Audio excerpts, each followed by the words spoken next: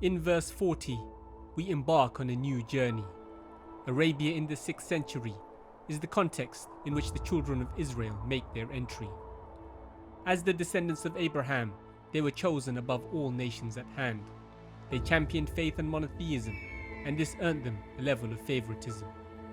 As the centuries passed by, they became known as the people of Scripture, and when the Quran was revealed, understood its divine nature. However, as an overall nation, they rejected it as God's revelation. Thus the Quran addresses them directly, so there is no confusion about their inquiry. Their summons begins with a series of do's and don'ts, but all who read are compelled by its scope. Then comes a sequence of snapshots into their history. Those well versed in scripture will not find it a mystery. From the Pharaoh, Moses helped them flee. Then God saved them by splitting open the sea. When Moses left to receive the commandments, a group of them fell into disenchantment. They took the calf as an object of worship. Moses was furious and rebuked them for betraying God's lordship. Some of them asked to see God with their own eyes. A blast from the sky made them realize that this was not so wise. They wandered the lands, encountered great clans.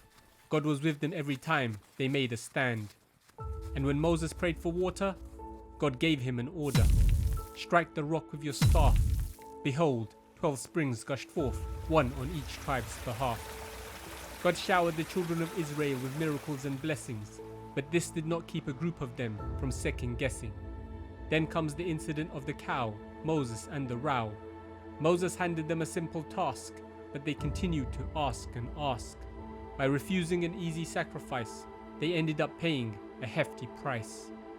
2 lessons are offered here.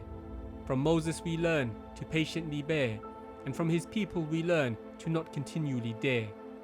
The eventual sacrifice of the cow is how this story is ended, but the market left behind is what needs to be comprehended. Sometimes it is the hearts that are filled with faith that will become hardened. A person's lineage, heritage, or station will not give them a pardon.